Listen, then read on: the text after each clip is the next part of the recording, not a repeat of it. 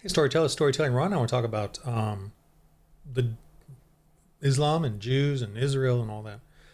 Since it's just constantly being thrown in our faces, the whole Palestine transfer, Palestine, all that stuff. So let's just get to Bill Maher here, talking about the left and their hypocrisy and and he's going to bring up Islam basically. 15 countries in the Middle East, including Gaza, have laws that require women to obey their husbands. Laws, not just Harrison Butker's opinion.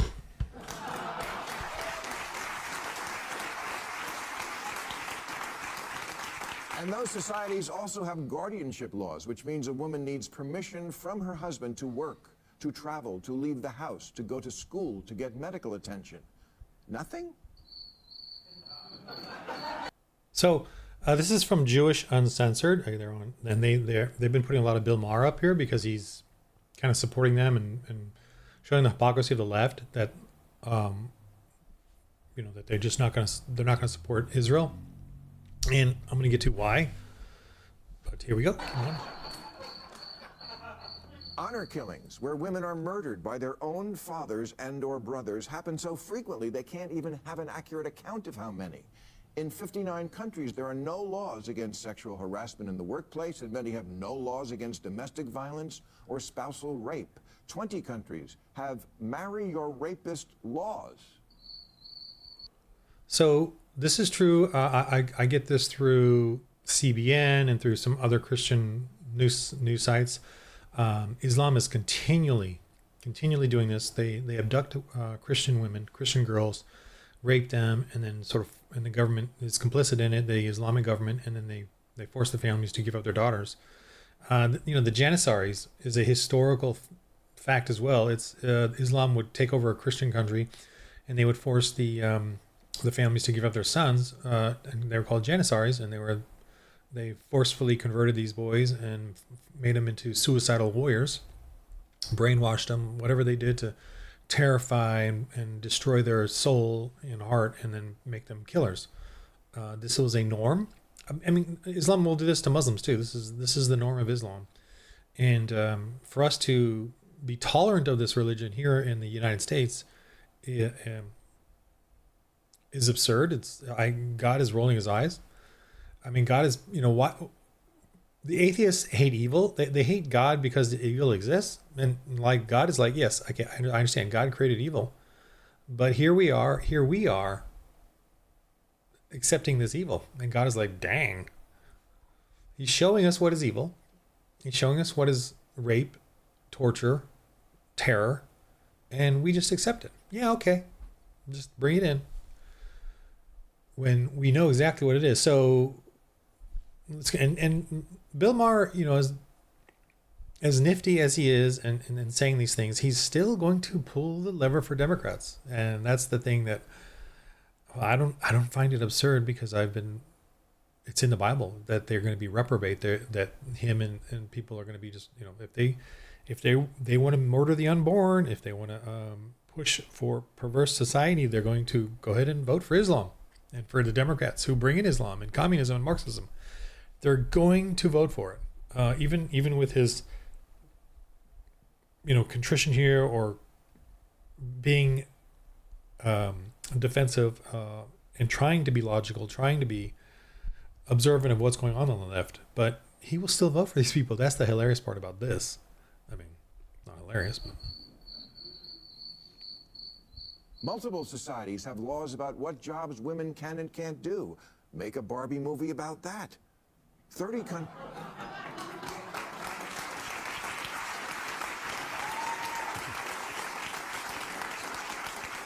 countries practice female genital mutilation, and 650 million women alive today were married as children. Kids, if you really want to change the world and not just tie up Monday morning traffic, this is the apartheid that desperately needs your attention. Gender apartheid. But they're not going to. They're not going to go after Islam. They will not. Because Islam does not have Jesus Christ. Islam hates Jesus Christ just as much as they do. So they're not This is going what to. should be the social justice issue of your time. No, the social How justice about issue from is the to river end to the sea, Christianity. every woman shall be free. But in So everything that the left attacks, white supremacy, colonizer, racist, fascist, it's all against Christians. Now, the reason that white is the term used is because that's where the church was the most was successful at all. The church was wiped out in Africa. It was wiped out in the Middle East by Islam, and the left is fine with that, totally fine with that. What they hate, though, is that the whites had church for almost 2,000 years, and that taught then the whites joy, Jesus Christ, being saved by Christ, and plenty of pagans in the white area, but at least the church permeated all of culture and created a culture of, the Magna Carta, Charlemagne. From Charlemagne on, from the Dark Ages on, constitutions were written, constitutions that required even the king to follow the laws. So everyone equally had to follow the laws. So there was rights, equal rights. And now there's plenty of struggles, plenty of contentiousness and arguments, and kings wanting power, and that's all true even in a Christian land because we are all sinners. But the church is what held at bay or continually struggled against or continually fought against tyranny. And only in the white lands, the European lands, was the church around to do that. And it is constant. We are never going to get rid of evil even in our own hearts.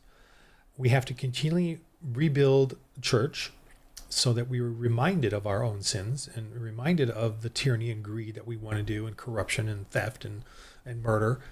And the church is the bastion, the sanctuary, the buck stops here, not in politics, not in Republicans or Trump or conservatives. It's the church.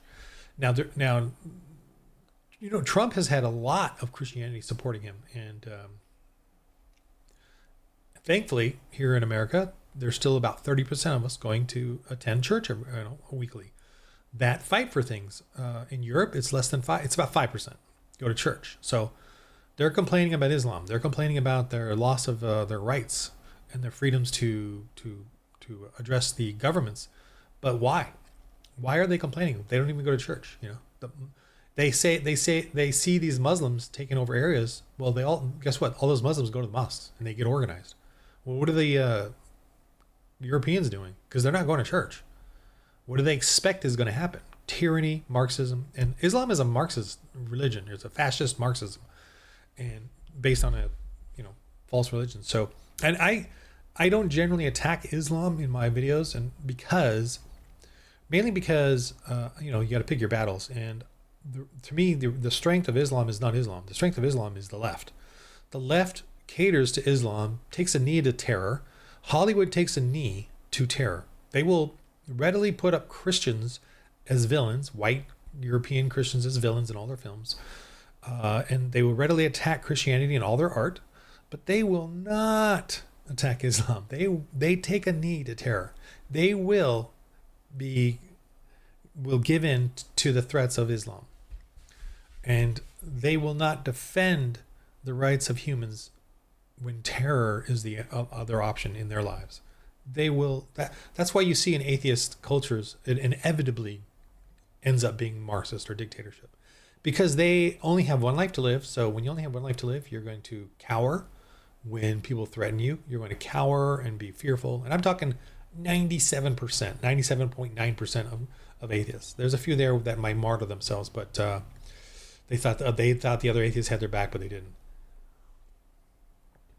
As Christians, I would say probably 20 to 30% of us will be willing to die for our belief, which is good enough to fight for, keep freedom alive, keep human rights alive, fight for it. And I don't know what the real percentage is, but I'm just sort of saying it's not the majority.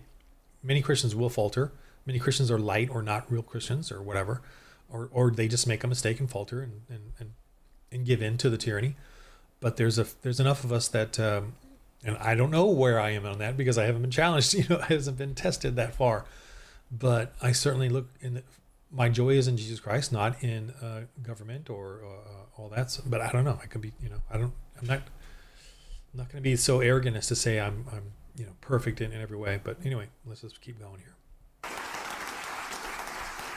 But in reality, it's not an issue at all, for one reason. The people who are doing it aren't white. I hate to have to be the one to break it to you.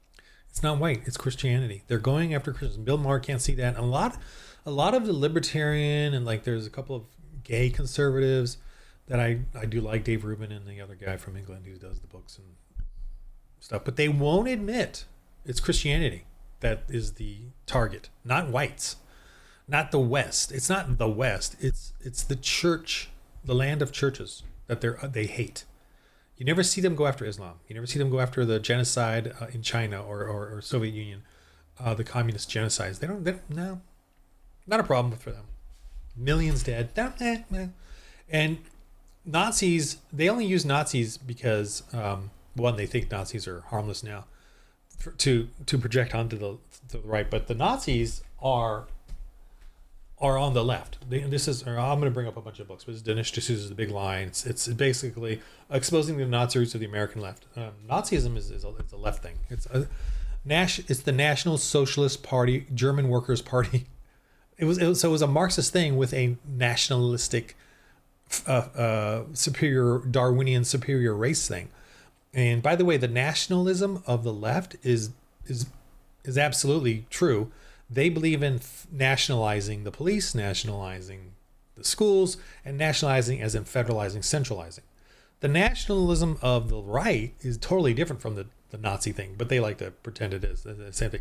The nationalism on the right is separate nations. So we actually, it's a separation of powers. We want separation of powers. We want, different nations and different cultures, just the way God said, go out and spread, multiply on the earth and, subdue the earth and multiply. So it's to me, and he said he set the nations. And so what that means is God wants us to have different cultures and different places to go, to visit, to do things, to have different styles of living. He doesn't want a one global nation, which is what Satan wants and the left wants and Marxism wants. They want to nationalize, centralize power. Okay. You kids, but non-white people can do bad things too.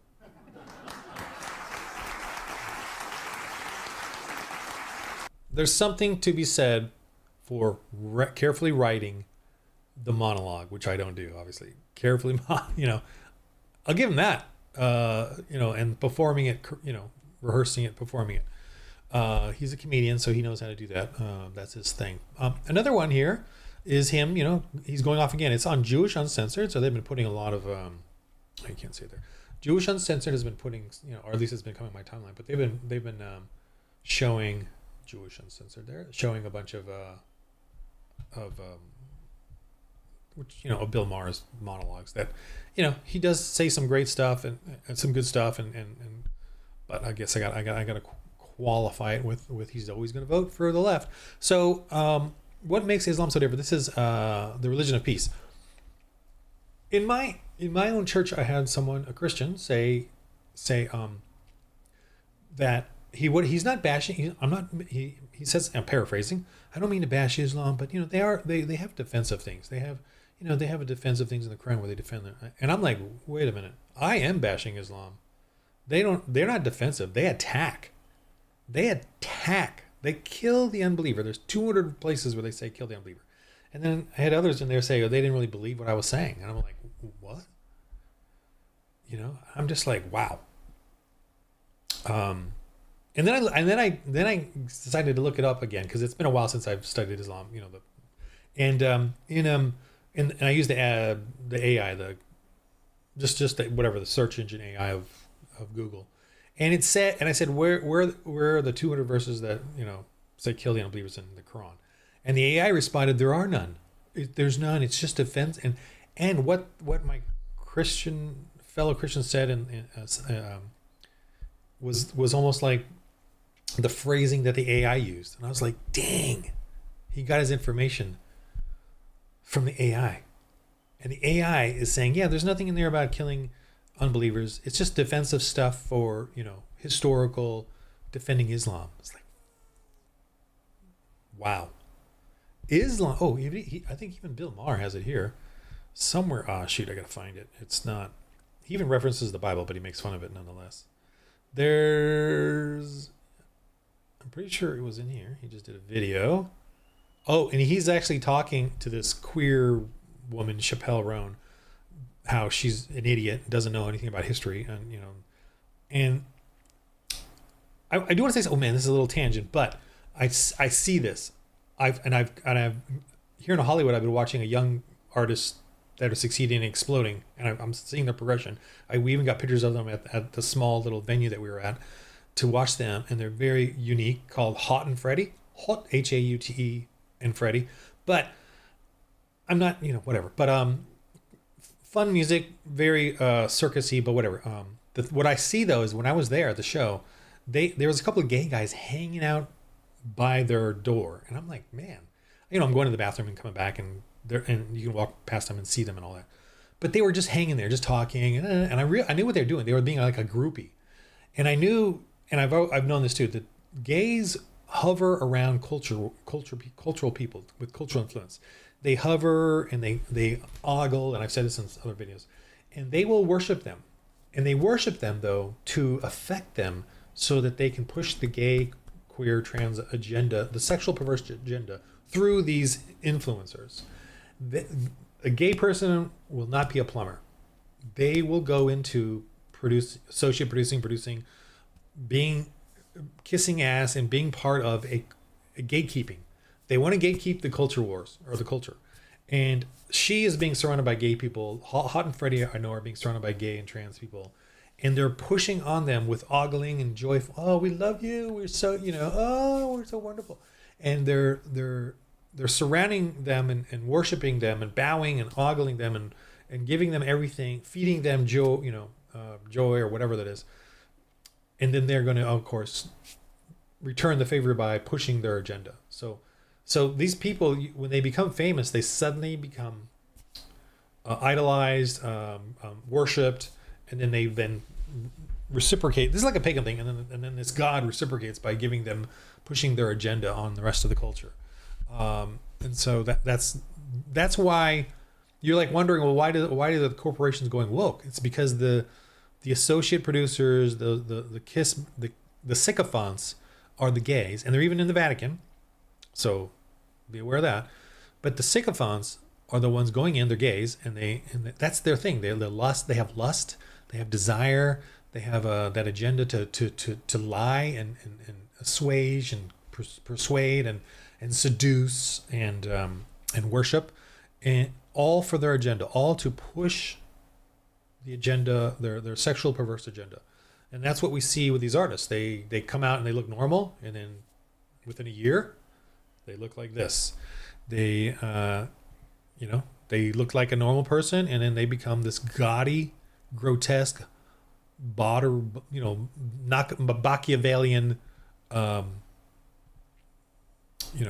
thing. I think he did a video here of showing the map of Islam. I know it's in here somewhere. Oh gosh, he's talking about their history, and here it's here somewhere. Let's see.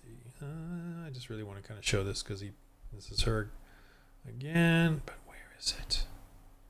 Darn it! He showed a map of. I'm pretty sure it was in here. Let me find it. I'll pause this. Okay, this is another video by the same Jewish Uncensored, and this is the Arab conquests for 100 years. Look at that, 632, 720. And I've got books on this. I'm going to show here in a minute.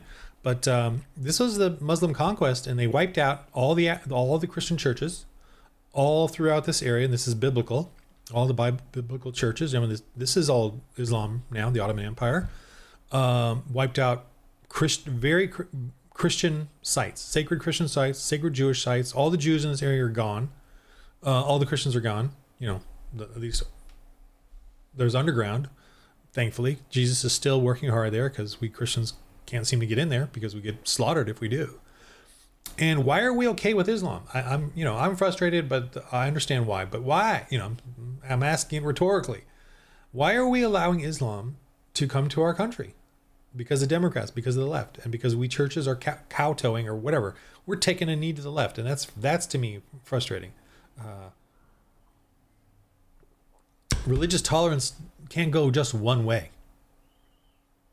Islam is not tolerant of any other religion. And I mean, they want to enslave us, forcefully and convert us. And my own church group didn't know this. They were defensive on it. So this is happening though.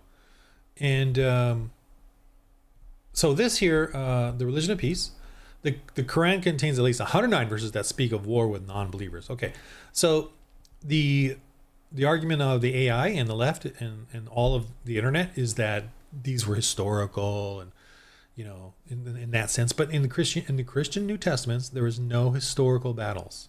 We just walked around. They walked around in the sandals, 2 by 2, going around, planting churches, evangelism, planting churches. Islam didn't do that.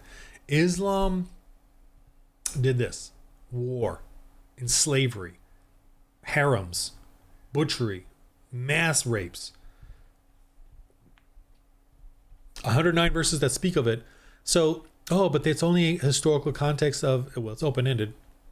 It's only the historical context of, they're defending their faith. This is not defense. This is not defense. This is a conquest of Islam. And they even conquered each other, the Muslims, the ones that weren't extreme enough.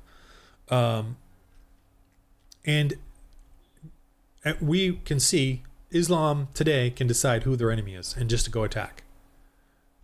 That's the norm. And, but Islam is not powerful. Islam is just a militant wing of the left. And the left just uses them. As you can see in Europe, they just flood them in. They want them in. It's in their hearts, whether they know it or not. They want suicide. They want self-suicide. They don't want freedom. They want this Islamic Marxist dictatorship. Even if it means their own children will be enslaved, even if it means the culture will be enslaved, they don't care. I mean, why are they letting them in? So, and then, the Old Testament has verses on violence, but remember, it's all about Israel. It's all about the borders of Israel. They don't go out anywhere else, and they have foreigners coming in and they welcome them, but it's all about a specific promised land. That's it. Throughout history, the Jews never went somewhere and conquered. They went to, do what they can to succeed in life, but they didn't go out to conquer areas. Yet, whereas Islam just goes out and conquers everywhere. And the Old Testament violence too was the Hebrews were attacking their own people in that land, their own cousins who were pagans and who were sacrificing their children and pagan, which is all kinds of stuff. So sexual perversity, sodomy, all that. So even then, the Jews' whole campaign was to clean up their own people in Israel, conquering their own. The Canaanites were their own people, an offshoot of them. So let's just look at this real quick. This is way cool. Isaiah 66 here. This is talking about hypocrisy here. He's saying, why are they all doing the animal rituals when they're hypocrites?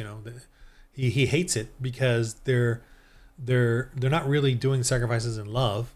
And the ritual of animal sacrifices, to me, in my view of it, is that it was just a practice. It was a way of a physical, material world practice to show your love for the Lord.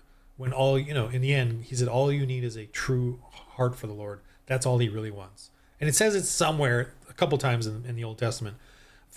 I'm tired of animal sacrifices. I want you to be good, truly love me and then show it. Don't just go through these rituals. And then he says here, and this is just amazing, this bit right here. So he's talking about them and their failures, and then what's the mystery of the success of Israel. Before she was in labor, she delivered. Before her pain came, she gave birth to a boy. That's, I think, referring to Jesus Christ. Who has heard such a thing? Who has seen such things? Can a land be born in one day? Can a nation be given birth all at once? As soon as Zion was in labor, she also delivered her sons. Shall I bring to the point of birth, but not give delivery, says the Lord? Or shall I give who gives delivery, shut the womb, says your God.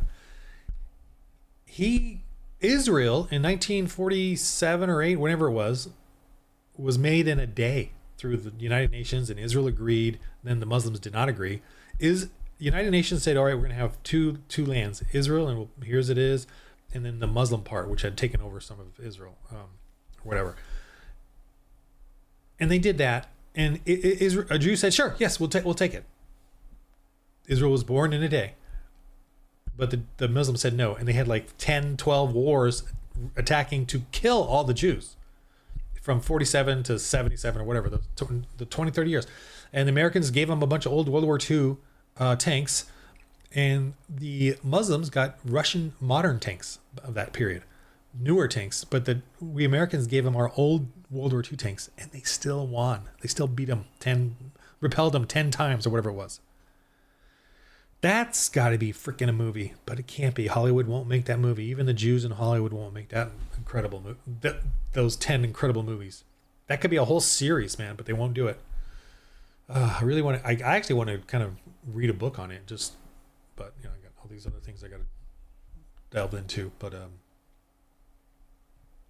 here is the Nigerian thing. Here's what the African widow suffered from Islamic militants for following Jesus. This has been going on over and over and over all the time, but nothing's mentioned of it anywhere. I get it in my conservative news feed. You left wingers will not get any of this, and it's kind of. I'll just be honest. It's overwhelming and tiring because of how often I see this and nothing. Nothing happens. Nothing's going to be done. And she asked, I beg Christians around the world to pray for us. Yeah, I need to actually remember to pray for them and Christians around the world that are being persecuted, because we are the most persecuted religion. And imagine that. We're not offering Islam's conquest and terror. We are offering that we will build the churches in your areas, and we will bring the people in, and we will talk about Jesus Christ and about family and about being good to others. And that's our threat to the world. Our threat to the world is Jesus Christ, mother and a father, husband and a wife, and children. And I don't know. I'm reading the Bible. There's nothing there about fascism. We do want to pray for and affect the leaders. I guess that's bad for them, for the world. The world hates that. Okay. And then, of course, lastly here, starving Gazans somehow gained back all their body weight one day after war ends. So the continual lie in New York Post. This is a guy. So this kid has a medical condition. This young boy, and here's something else that they don't talk about. Okay, New York Times stunningly rolls back claims about viral photo of starving Gaza boy and they show. It's funny because they showed pictures of him starving there, but then next to him were standing all these kids that look normal. The problem in Islam is that, and this is throughout Islam, and it's creating a class of orcs. Just to go back to my D&D thing or RPG thing, they're inbred. They're incestual. They do first cousins. So first cousins. They marry first cousins. So Muslim boy has a cousin from the father's brother or whatever. They marry, and good chance she's really young too, really young. And they're incest, and so the inbreeding is getting worse and worse, and it's multi-generational for 1,000 years, and so they have huge child defect problems. Lots of their kids are born with defects, and they, of course, where do they go to help them? They go to Israel.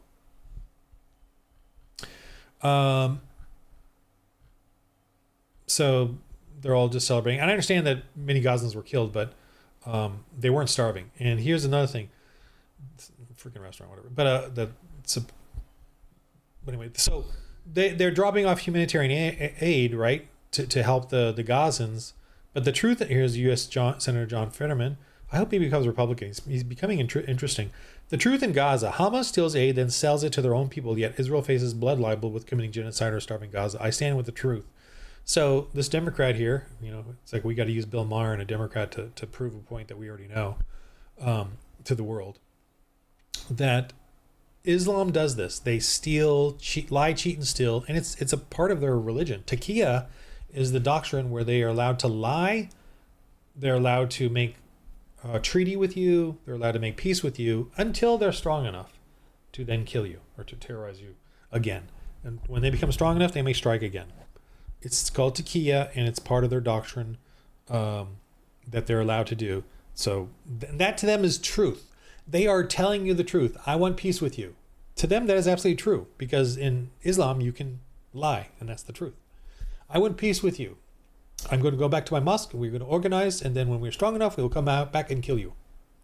The truth. Yes, we are peaceful. That's their peace. And peace to them is submission. We will have peace. And what he means when a Muslim says that is, we will have peace when you forcibly submit to my will. Then there will be peace. See, that's when they say they want peace, that's what they mean. So the point being, what's the solution here? What do we do? Do we go fight Islam? No, we don't have to go fight Islam.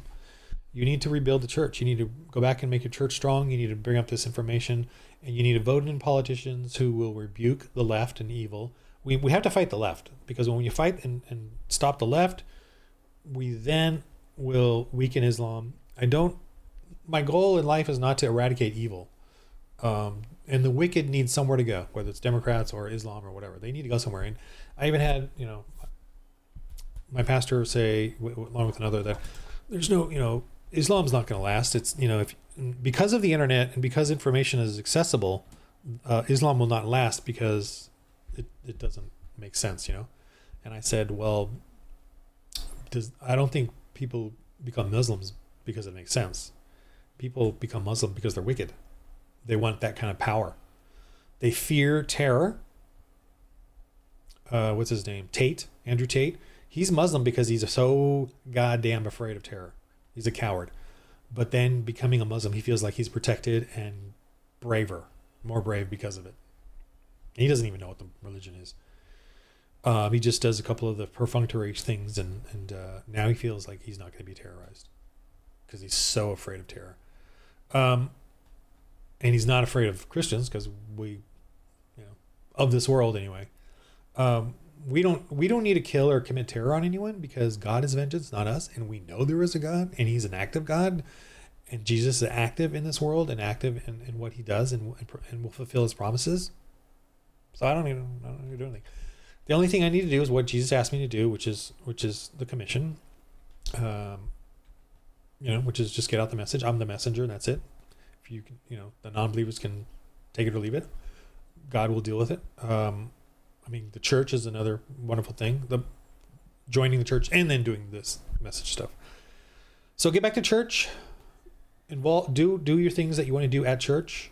Get a close church. Strengthen that church. Support the pastor. Make sure the pastor is a good pastor. So let me go through my books that I've got stacked here because I want to put them back. So this is a book on the Crusades, The God's Battalions by Rodney Stark. Rodney Stark is awesome. I don't even know if he's Christian. He's like something, but he reads like a hardcore Christian. The truth about the Christian Crusades and the Muslim Jihad. I remember one thing, I'm pretty sure it was in here I read, where, they talk about how Islam, invented algebra. Islam conquered the elite studies of the Persian Empire and all that, Assyria, Babylon, Persia. And it was from there that some of this stuff happened. And then the Christians that were there that were taken over. And the Christians were the ones running the hospitals that were sort of known as being wonderful amongst the Muslims, which is not. And then he says that, in proving this point, he says that in North Africa, in modern day, they lost the wheel as technology. Like they literally, like in the 40s, you could not find a wheel. They resorted back to camels because they just didn't have the apparatus, the technology, the culture to keep technology. Everything was just gone back to the Stone Age because of Islam. So that's that book. Great book.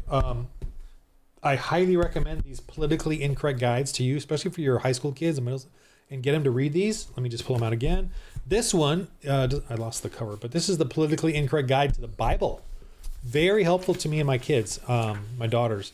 I had them read, and it's really neat because it's like little articles that they can read with little blurbs and I'm just looking at it. It's really neat. It's got, it's all about the Bible. It's Judeo-Christian in its focus, but it's, it's great. It's, biblical insights and just question and answer type of things. And what about Sodom and Gomorrah and what does it mean and all this stuff. So this is really cool. The political, these are, a few, like a decade old or so, but they're still great. The politically incorrect guide to science, good one. And American history is a great one. Islam. This one I've probably got a lot of info running around, circling around my head from this one concerning Islam. The Big Lie, obviously, with Dennis D'Souza is awesome. And, it's about the fascism. I kind of want to reread this one. What's so great about Christianity is awesome. There's some great lines in here. Great phrases in here. Like, there's one. I wonder if I bookmarked it. I might have folded. Just bear with me. Such a goofus black. There's some folded papers here, and I know there was one I really wanted to. I found it right off the bat because I folded it. In other words, the atheist bloodbath is the product of a hubristic modern ideology that sees man, not God, as the creator of values. In rejecting God, man becomes scornful of the doctrine of human sinfulness and convinced of the perfectibility of his nature. Oh wait, maybe that's not it.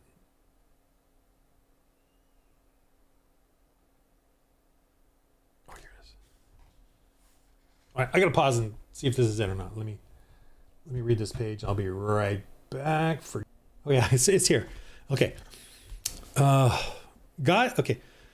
In rejecting God, man becomes scornful of the doctrine of human sinfulness and convinced of the perfectibility of his nature. Man now seeks to displace God and create a secular utopia here on earth. In order to achieve this, the atheist rulers establish total control of society. They invent a form of totalitarianism far more comprehensive than anything that previous rulers attempted. Every aspect of life comes under political supervision. You see that with Democrats. They controlling everything. Here in California, they're constantly coming out with stupid little petty rules over every day now. He's just signing in a bunch of dumbass rules. Just tightening that noose of tyranny. And the people who are voting for it, the left, and this new Prop 50 where they just want to change the gerrymander. It's so pathetic. Anyway, of course, if some people, the Jews, the landowners, the unfit, the handicapped, the religious descendants, and so on, have to be relocated, incarcerated, or liquidated in order to achieve this utopia, this is a price that atheist tyrants have shown themselves quite willing to pay. I love this line. This is an awesome line. I mean, amongst tons of great lines in this book. The old moral codes do not apply, and ordinary atheist functionaries carry out behavior that would make a church inquisitor quake. The old moral codes do not apply, and ordinary atheist functionaries carry out behavior that would make a church inquisitor quake. The Inquisition killed like 30,000 over 300 years, and it was all done through inquiring, trials, with defense and and plaintiff and defense and investigation with interrogations and if there were torture was done, it was usually waterboarding, and it was carefully recorded what happened. Very limited and recorded. The whole medieval torture things, the Iron Maidens, that's all made up. That's all fiction. Historians say that's all 19th century circus stuff. All those medieval torture devices, and yet today atheists are gleefully rewriting it as actual like Inquisitor stuff, but we have documentation of what they did to try to get the truth out of lying witches and stuff like that. So What's So Great About America is an awesome book. I read that one. Okay, so let me go back to some of these other books here. This is about Charles Martel and the Lance of Destiny. Is about the Islam was got near Paris, like within 20 years of Islam. No, 100 years. I think it was 715. But anyway, within 100 years of Islam, they almost took over all of Europe and wiped out the Christianity. They went up through Spain, went up through France. This guy stopped it, and it's an incredible story, crazy story. Part pagan, part Christian, but we're going to be Christian now. This is in 700ish. That was an amazing story. This is a book on. No, I don't recommend you reading this one because it's kind of academic. Barbarians, Marauders, and Infidels. But I read this about the horrors of all that stuff, man. Anyway, this is a movie that you cannot get anywhere. It's very hard to find. the Siege of Vienna, made like it's like a Slavic. F. Murray Abraham's in it, but it's like a Slavic production. But it's about the Vienna being attacked in Italy, right? Vienna, Austria. The huge Slavic army, and they show, or the huge Islamic army, and they even show, which was amazing, they showed a depiction of the women that were as chattel, the white European women in chattel, in this huge crowd, and the Islamic army used them as rape harem. They raped them until they died, and that's going on today in modern China. That's going on, in Islam, because we don't know, because modern slavery is exploding, including human trafficking, which is sex trafficking, and this shows depictions of that. But it shows an amazing sort of Christian.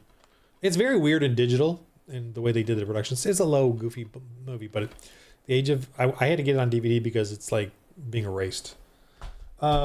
Incredible book, depressing about what Islam does to girls, and the incredible battles, but very sad. A lot of sad things, but obviously a victory for the West to stop. This stopped Islam from destroying Europe in 700. This stopped Islam in, what is it, 1500? A huge Islamic naval battle where the Islam was coming across the Mediterranean to wipe out the last 1/3 of Christendom. And we stopped them. Christians stopped them. This one's another battle that happens even later, where Islam was attacking in 1565 and the Siege of Malta. The Templars stopped them, outnumbered, slave armies, epic. I read this book like every few years. I read this book. That's just how amazing this one is. Just an incredible story. I want to read it again soon. I read this. This one's crazy. El Cid. It's kind of crazy because it's almost like a King David story because he has to work with Muslims. But this is the sort of the beginning of the Reconquista where they, or in the middle of it, I don't know, beginning or middle. But they retake Spain from the Moors, and there was so much corruption even amongst the Christians. It's very sad. If only they would just, if only the Protestants and Catholics would join together and Orthodox and stop arguing. It's so funny because for maybe 300 years after the schism in 1500, so 1500 to 1900, it took a while to get going, but there was bloodshed, lots of infighting. But today we don't fight. We don't kill each other. We post mean tweets on each other. I don't worship Mary. Mary is, but that's Christianity. It takes us a few hundred years to realize, okay, this is we're being jerks. We're being assholes. We're being violent. Islam, the schism between the two, Sharia and Sunni, are still violent. And by the whole Irish British thing, that was, Catholic and Protestant were their identities, but it had to do with banking and economics and the Irish that wanted to join with Britain and the Irish that wanted Ireland to be out. Anyway, so it wasn't a Catholic Protestant war. It was a heritage and tradition war. Anyway, and finally, this book. See if you're paying attention. The Complete Aquarium, totally awesome book. I don't even know if you can find it anymore. I would not recommend it because you're going to put too much money into this. But this is such a cool little book I had. I used to dream on this because it shows you a picture of the different types of aquariums and then what you need to have for it. And it was very simple. You got to see it's got little parts of the rocks and where they come from, what it looks like. I used to be so into fish ponds, aquariums. I still got a fish pond, but I'm kind of mellow about it. Suitable fish. Just love this thing. Shows you how to set up let me show you. There's more. It's just so cool. It shows you these pictures of what the aquariums would look like. I was so dreamy with this thing. Of course, I guess you got YouTube, so you can just look at the stuff up on YouTube. But anyway, color commentary, look there. So we got a bunch of books here. Go through it again to learn about stuff if you want to. I pulled these books out as things that are big influence on me, and it's just a bunch of Christian conservative punditry swirling around in there. So in the game of life, man, get back to church, do what you can there, get refined there, get patience there, learn patience, learn to bring down your clanging cymbal or your harsh gong sound, and get back to patience and love, and working with others to do church ministry. That's what we need. And we need to fight the state for all the things that the state has taken over that church used to do. Church used to run the schools, hospitals, the adoption agencies, church, Catholic Church. Catholic Church, you guys were wonderful with charities. And the state is taking them away from you and taking them away from us, the Protestants. So we need to fight that together, fight for that. I don't like the Catholic Church's stance on illegal immigrants. I don't mind you supporting immigrants, but not illegal. We need nations. We need borders. God wants us to have nations. He doesn't want just people running amok wherever. We need law and order. So I don't like that part of the Catholic Church's support of that, and the money being given to them to support it as well. So hopefully some of you Catholics out there that are conservative can fight that in your church. But we as churches need to get the state out of all these things, because they've taken it from us. The charities, the homeless charities, the drug rehab and AA charities, they used to be run around in churches and worked with churches. And now the government over-regulates it. The Democrats regulate it. They tax, they have all these tax rules. And under Trump, the latest tax thing was rescinded, the rule where you couldn't support a candidate. Now we can, but the Democrat churches always did. So they always lie, cheat, and steal, Democrats, whether they're in church or not. Anyway, so get back to church, rebuild it, educate yourself, edify with this, with Bible studies, Bibles, and Bibles that have study in them. All right, in the game of life, roll holy dice.